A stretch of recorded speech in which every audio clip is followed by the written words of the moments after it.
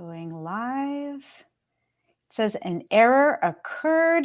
Wait a moment and then try again, but it says it's live. Let's make sure it's really going on. Always something happening when we go live. I think we're okay, and I'm going to ask people to put in the comments if they can see us, because I think it is live. It says it's live. So go ahead and put in the comments if you are joining us, and we will make sure that this works. It should be going right now. And go ahead and put in the comments if you're watching us so we can go ahead and make sure that this is happening. I appreciate you for joining us. I will check in here and say a quick hello to people. Please bear with us while we troubleshoot this. It should be working, and we should be live on at least one of our... Yes, and here we are. We're good. Thank you, everyone. It is part of the process of being a better public speaker and a professional that when we have technical difficulties, we simply roll with it. And here we are going live on both LinkedIn and YouTube, which is very exciting. In this LinkedIn Live series, we answer the most frequently asked questions that my team and I receive in our keynotes, workshops, and coaching sessions all around the world so that you can build your skills and your confidence in public speaking and presentation skills. And my team and I define public speaking very broadly. It's anytime you speak with one person or more with some purpose or goal. And we believe public speaking is a skill, not a talent. It's not something any of us are born with. It's something every single one of us learns with practice and feedback. In the comment section of LinkedIn, please go ahead and say hello. Let us know where you're calling in from. That also has the added benefit of letting us know, again, that the live broadcast is working. So go ahead and say hello in LinkedIn. If you're saying hello through YouTube, then we're going to copy and paste some of those questions that you have onto the LinkedIn comment section so that I can make sure that we are answering your questions and engaging with you. And I see Alicia is joining from Northern Virginia. Hi, Alicia. Great to see you. Please feel free to say hello, everyone. I'm going to give a brief introduction of myself and our topic, and then introduce our very special guest today. My name is Allison Shapira. I'm a former opera singer and the founder and CEO of Global Public Speaking. We are a training and coaching firm focused on leadership communication, and we help people speak with confidence and authenticity in their meetings, pitches, and presentations, both virtually and in person. And fun fact, we turned 10 years old today. Today is our 10-year anniversary as a company, which is really exciting. And our guest has been a part of that journey from almost the very beginning. So let me tell you about our topic and then introduce our special guest. And I see a lot of people, by the way, joining us, not just from our area, but also from around the world. Patience in Zimbabwe. Hi, Patience. Pier Paolo in Milano. Benvenuto. How nice to see you all. And let me introduce our topic. I could chat with everyone on LinkedIn. That's not why we're here. For today's topic, I would estimate that about 50% of the work we do, my team and I do, is with sales professionals who have to speak with confidence and authenticity when pitching to clients so they can differentiate themselves from the competition and earn the trust of their clients. But even after 10 years in business, what I have learned is that even if you don't have sales in your title, you are selling. We are selling all the time. Engineers need to sell new features to their leaders. Nonprofits, you're selling your mission to donors so that they can donate to you. And individually, we're selling ourselves as job candidates, as advisors. Some of us are selling ourselves as potential life partners. So we're always in the business of sales. And when we look at it from that holistic perspective, it's something that everyone needs to learn and excel. And it's really a skill that we're developing throughout our careers, throughout our lives. At GPS, Global Public Speaking, we've been focusing, especially now, on the skills that companies companies need to be competitive and protect themselves, especially in an economic downturn. And sales strategies are essential. When budgets are tight, we still need to spend money. So how can you advocate that that money be spent on your organization or your product or service? To answer that question, we are joined today by Fred Diamond, the co-founder of the Institute for Excellence in Sales. Fred, say a quick hello, and then I'm going to go back into my introduction of you. Hi, Allison. I'm so thrilled to be here. I'm a big fan of yours, as you know. And I'm a fan of yours. I've been a fan for a while. Let me first mention, Fred is the host of the award-winning Sales Game Changers podcast and the author of 2 recent books, both of which I have purchased: Insights for Sales Game Changers, insights from his almost 600 podcast episodes you said you've recorded? Yeah, we're approaching 600. Wow. And then Love, Hope, Lyme: What family members, partners, and friends who love a chronic Lyme survivor need to know. 2 very important books for very different reasons, both available on Amazon, I believe. Correct. So I've been a fan of Fred's personally and of a fan of IES for since 2014, when my colleague and the teamwork speaker, Greg Gregory, recommended I attend an IES event. That was back in 2014. I still have my notes from that program, Fred. And in fact, I have my notes from every single IES program I've attended. And I continue to refer to them because of how impactful they have been. And I've also had the pleasure of speaking on the IES stage in person and virtually. And that's why I'm so excited to have Fred join us. Today, our goal is to discuss how sales professionals can take their skills to the next level, and how everyone who wants to be able to sell an idea, a product, or service can learn how to do that. So I have a number of questions for Fred. We can talk for hours, but I'd like to hear what questions you're bringing, those of you joining us from around the world. What questions do you have for Fred? Put them in the chat, the comment section on LinkedIn. If you're joining on YouTube, comment on YouTube, and we'll copy and paste those comments into LinkedIn so that we can answer them as well. In the meantime, let me turn to my first question for Fred. Fred, given your prolific career in sales, what are some of the evergreen lessons that you've learned as a sales professional?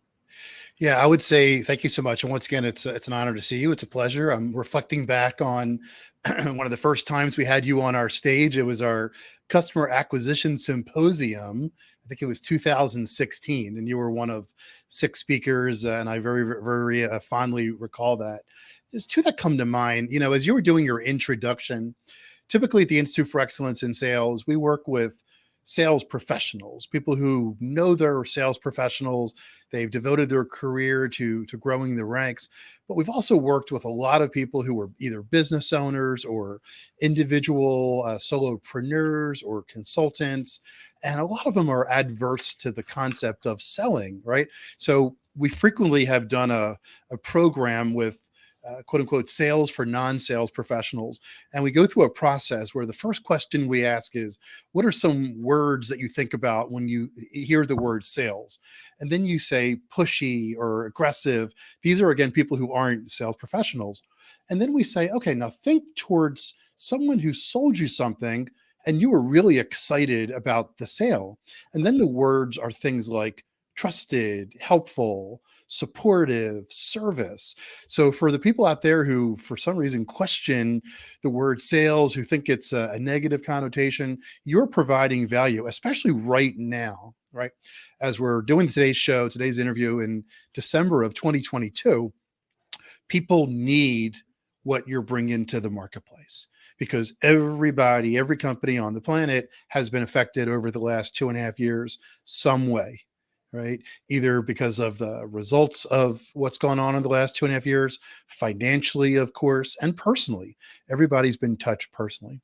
The other thing I want to communicate is, and you're the perfect person to be talking about this, is the message, especially right now, needs to be crystal clear and communicated with confidence.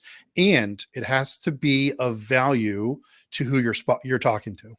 So it can't be something like, gee, I would love for you to be a customer of mine. Who cares? Right? But a crisper message could be something along the lines of, I know you're struggling with X. I have a discount right now for whatever it might be.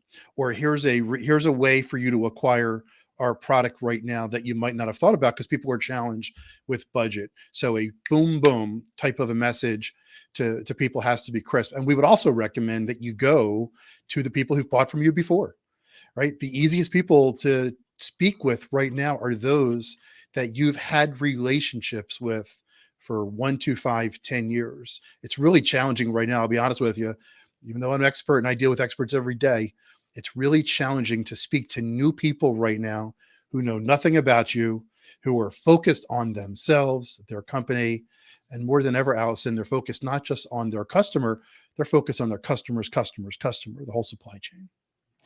That's right. And I'm thinking back to, or thinking of all the messages that I get on LinkedIn from people who very obviously want to sell me something.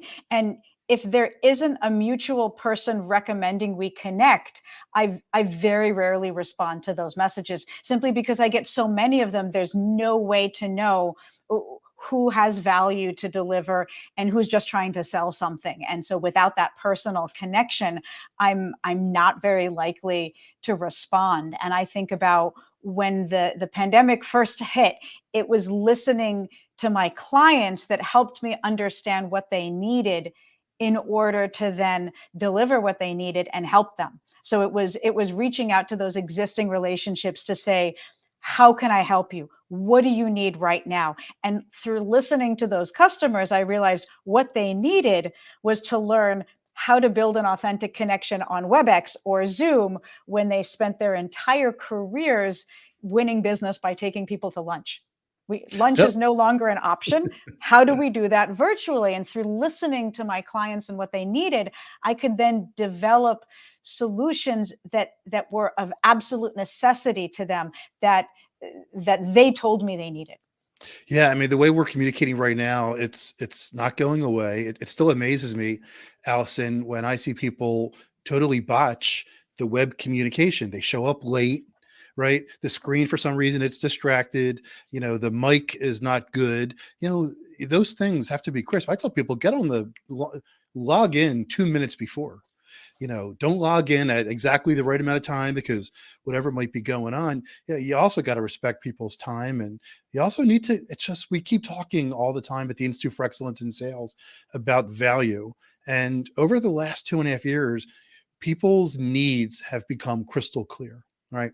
And if you're offering them something, sales, whatever it might be, you need to know before you go into the call that you're providing specific value to them, right? Not in general, not, hey, do you need to communicate better over the internet? You need to go and communicate to them. Do you need to communicate better to the internet because your customers have less time, or because your customers are struggling with supply chain issues, or whatever it might be? You need to do the preparation, the research to make that communication tremendously valuable.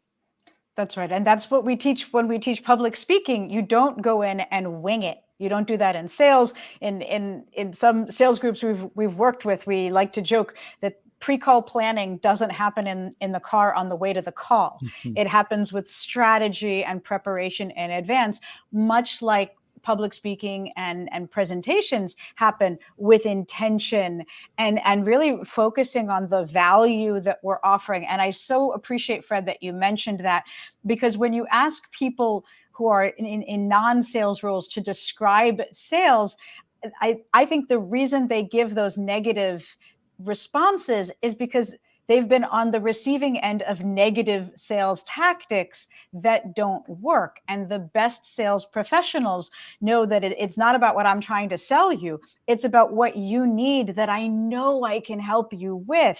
And if I didn't try to share that with you, I'd be doing a disservice to you by withholding it from you. So when I think about what I've seen the best sales professionals do, and I've seen them do this on your stage, Fred, is to really understand the needs of their customers or clients, and then to be completely confident in their ability to deliver something that addresses those needs, and to be proud of it.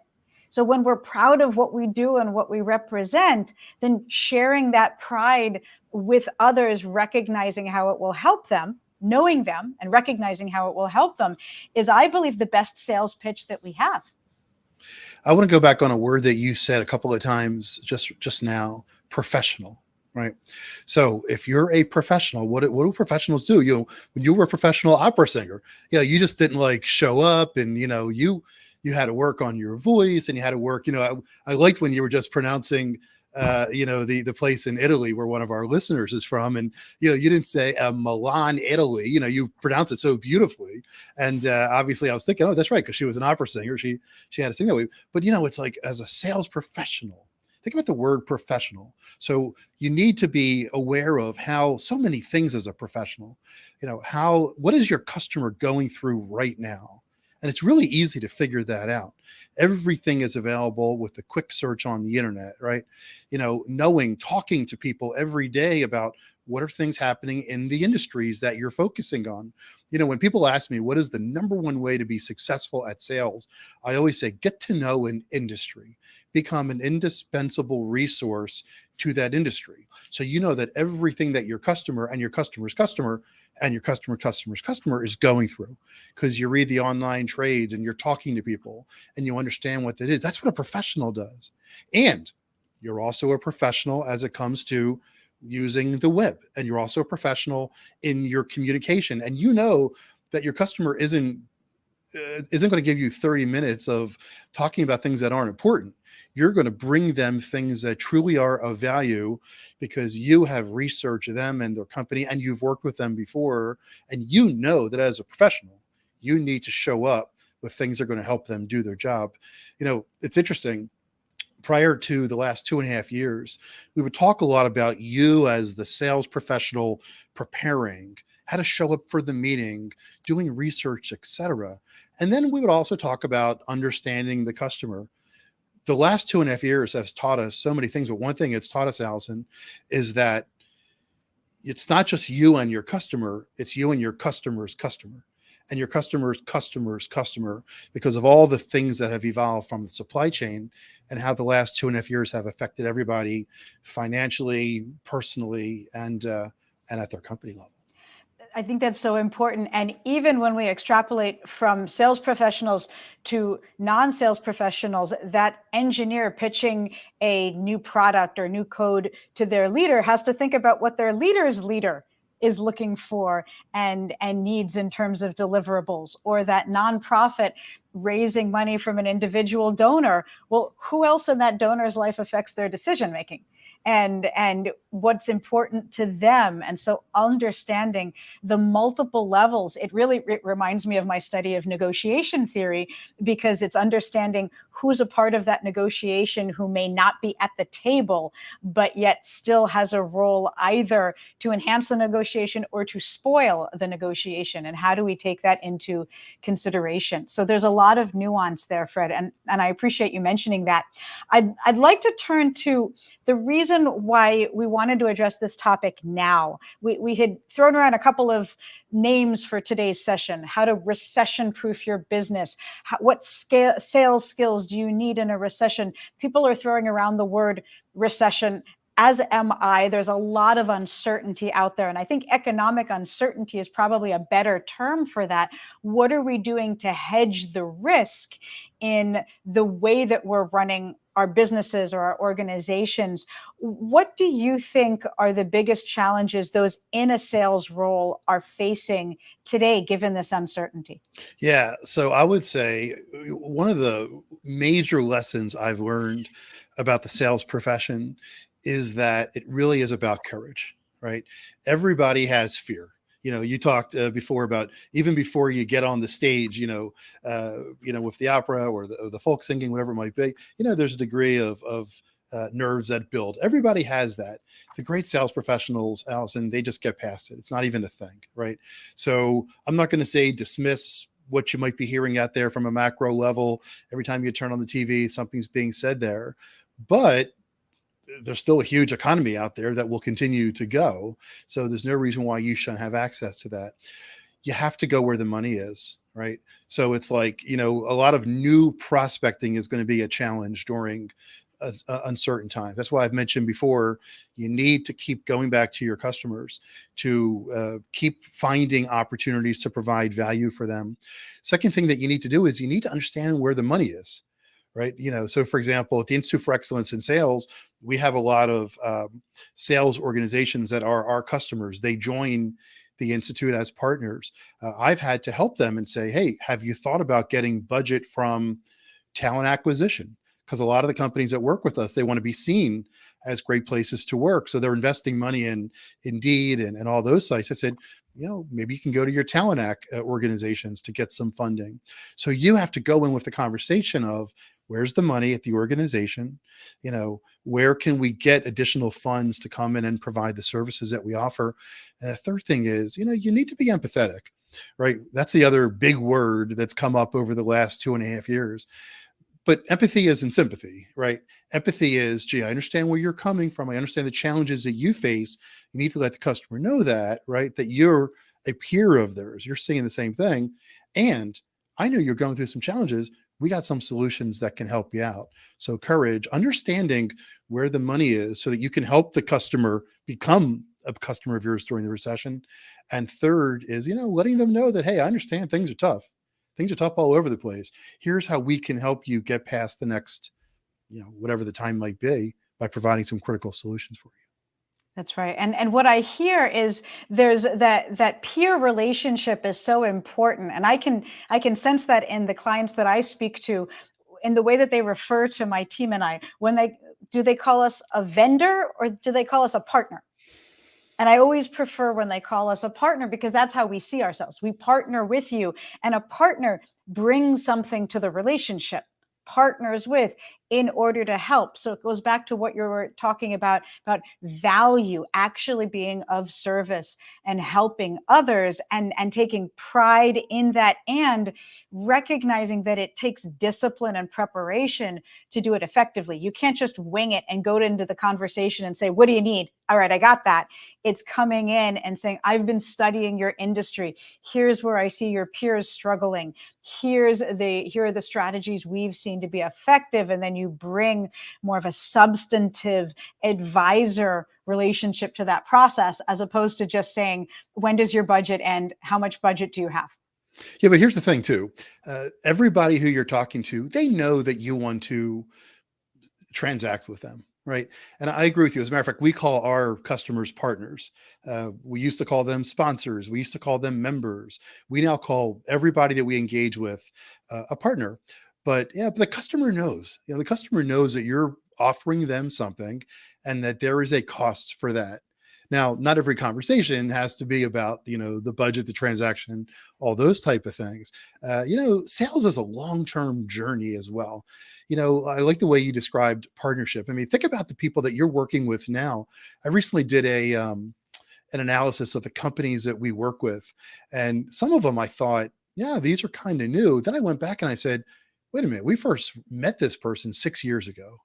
And you know, we did this together and they participated in this program. So a lot of the relationships that you have, when you trace them back, they've gone back a long time, and you need to remind yourself of how you've provided the value to them.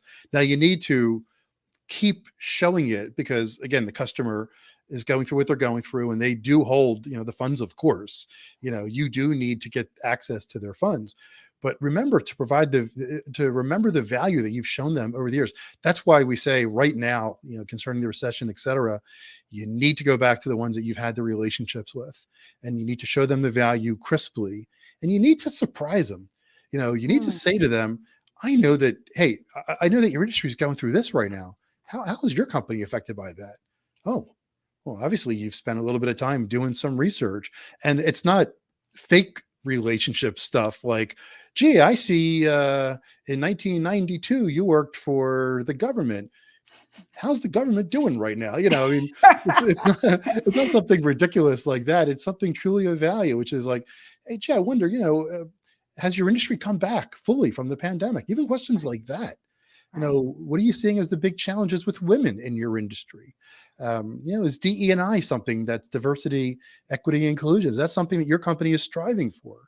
those nuance type things over the last year and a half that are forefront now for them. Yeah, I'll tell you, I'll give you an example from the Institute for Excellence in Sales.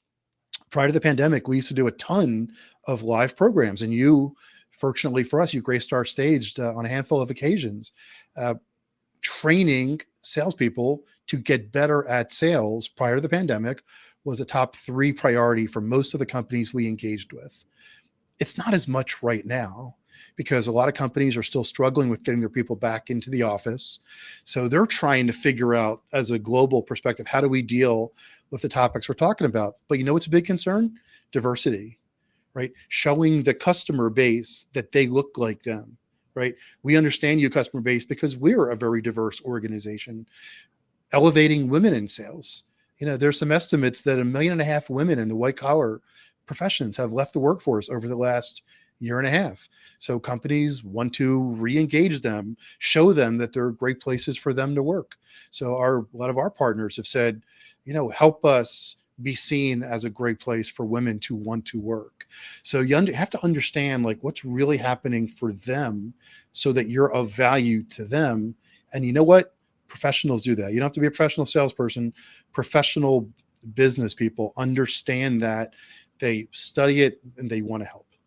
That's right. I so appreciate that level of sensitivity and listening, because very often the negative sales professionals we think about, or the negative sales tactics, are just talking at people. But the best sales professionals listen before they speak. As the best public speakers, listen to their audience before they craft the message to make sure they're speaking in a language that their audience will resonate with. And I want to double click on that for a minute. Before I do, I want to remind our viewers to please put any questions that you have in the comment section of LinkedIn or YouTube. What questions do you have for Fred? We have an incredible resource here in Fred Diamond. I've taken a page of notes based on what he said, and I'm going to transcribe this and learn from it myself. Please go ahead and put your questions in the comments section. And Fred, I also want to acknowledge you have a phenomenal Women in Sales program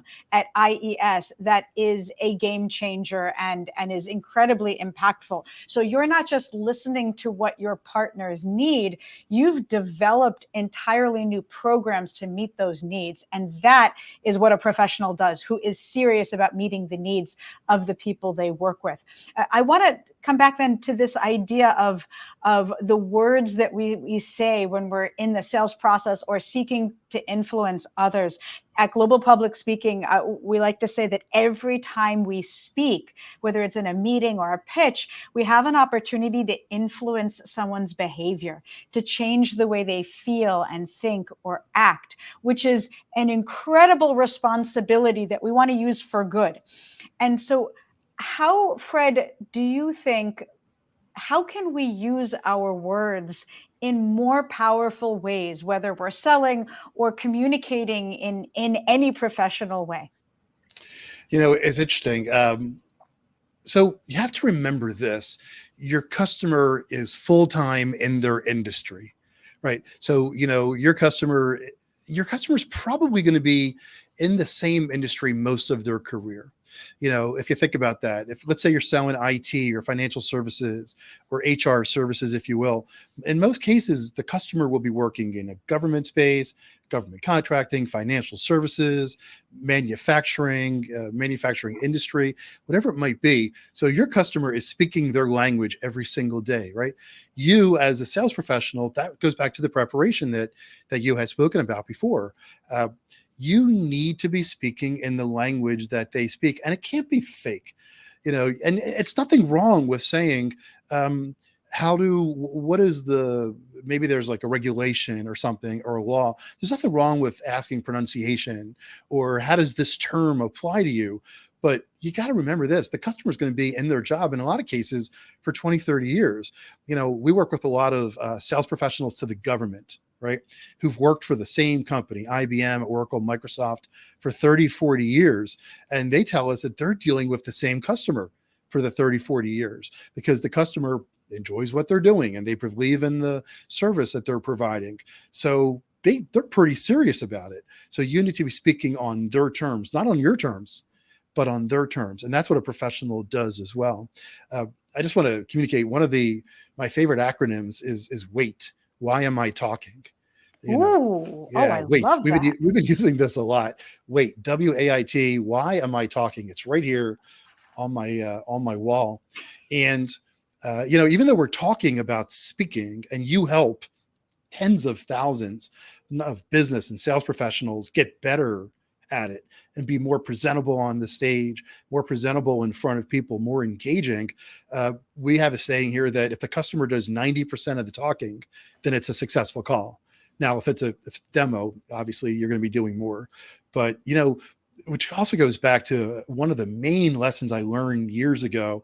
Do you remember Tom Snyder? Did you ever attend any of Of his? course, of Yeah, the course. great Tom Snyder with Funnel Clarity. He once taught me that customers appreciate more what they discover versus what they're told, right? I love that. System one versus system two thinking. And, even though you might have told them, if they come up with the aha, that's a win, right? So, yeah, it's not about you communicating. It's about you communicating in order for the customer to come up with those determinations on their own. And then you're seen in so much value. I love that. I love that because it reminds me of what I've heard as the definition of a great teacher. So a good teacher makes you think, wow, they're smart. A great teacher makes you think, wow, I'm smart. That's great. I love And that. that's what you're doing as a sales professional. You're helping the clients discover this for themselves, which gives them more buy-in as well in the process. So I really appreciate that. We do have one question that's come in from YouTube and has been posted in our LinkedIn comments. So we'll take that as our final question, and then I'll tell people where we're going to go from here as we wrap up. The question was spot on with what you had said. It says you've provided excellent tips for tapping into your existing network, which is what you recommended to us. Can you share any tips for lead development with new clients or pursuing business in new industries? I know you said it's hard, but can it be done? And if so, how? And I do believe this is the $10 million question for all of us. Yeah, and I'll be perfectly blunt with you. It's going to be hard in the next year because customers aren't that interested in you, right? They're not really interested in what you have to say. As a matter of fact, one of the biggest challenges in professional sales is that there's so much information via social networks and the internet that there are some studies that the customer doesn't even need to engage with you until they're 6/10 of the way, down the sales process. What I would do per your question though, is I would go to close industries to the one that you serve, right? So if you serve financial services and, whatever it might be, some type of technology for financial services, maybe you move into banking with a similar type of a message. And I would also ask for referrals. I would go to your LinkedIn. I mean, today we're doing LinkedIn Live, of course. I would tap into your network of people who can get you to those types of industries. But the other thing too is you also can't look at it as the industry. You got to look at it as companies. Every company in the banking industry, for example, every bank is going through something different right now based on their size and based on the last couple of years and based on if they were acquired or they're about to be acquired or they're going to be acquiring, so to speak. So you really do need to understand what that particular company is going through. And the best way to get there is by close resources. One thing I do just real briefly on LinkedIn is I have people who have connected, or I'm connected to, who might have worked at a company years ago, right? And there's still connections there, especially if they're at the senior level. We're approaching one of the largest networking companies in the world to get them involved with the Institute. And there's somebody that was at the senior most level who hasn't worked there in 8 years, but still has a lot of ties and has made some introductions to us. So you got to tap into the referral network, but it has to be real people who care about you, people who want to service you, people who want to help you. But then you got to do the work. You got to be the professional. You can't just say, I want to pursue you. You got to do the research to understand what is that company going through. I really appreciate that. And the idea of tapping into your LinkedIn network, especially since this is a LinkedIn Live program, is so spot on. And I'll build on that because I have found through LinkedIn, it's there are people who are fans of our work who I didn't even realize were fans of our work. And I saw someone I had worked with who'd been through one of our cohort programs many years ago at one institution. I noticed she'd moved to another institution. I messaged her on LinkedIn to say, hey, it's been about 4 years. Congrats on your new role. Hope you're well. That's it. No sales pitch. Just congrats. Hope you're well. She responded within a day to say, you know what? I still think about that 2-day workshop we did together. I still teach it to people. I'm in this new role. Hey, you know what? We've got an offsite coming up at the end of the year. Would you jump on a call with me and my senior leader? And it didn't even turn into one program. It turned into a repeating annual program. All that came about because I checked in with her on LinkedIn and saw she was at a new company. So to that question on YouTube, that's one of the ways we do it, but it still goes back to what Fred said. Tap into the people you know and have worked with in the past. We never know who's out there championing the good work that we do.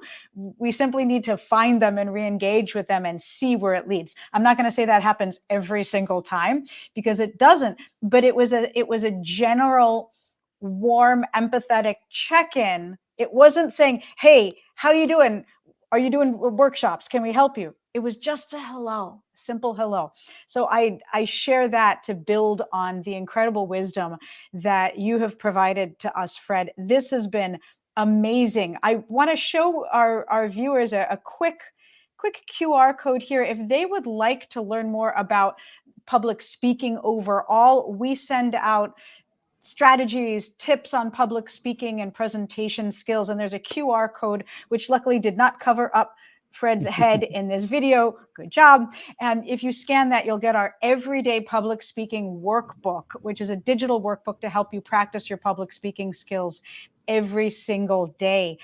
Even if you don't scan that, go ahead and follow Fred on LinkedIn. Follow me on LinkedIn. We're very active. And as you've seen with Fred, he's incredibly generous with his knowledge and expertise. His podcast is so valuable. This book that he wrote, both of them are so valuable. I will continue to read and learn from them. I hope you will continue to follow Fred, learn from him, and I look forward to engaging with you on a future LinkedIn. I want to thank everyone for joining us, for your presence, your questions, and wish you all the best as you take these skills. And to Fred's point, as professionals, we're not just learning about them and thinking about them, we're putting them into practice and using them with the belief that each one of us has something of incredible value to offer others that helps them with a very real need that they have. If we're willing to do that, then they will be better and we will be better as a result. Fred, thank you so much for joining. Thank you.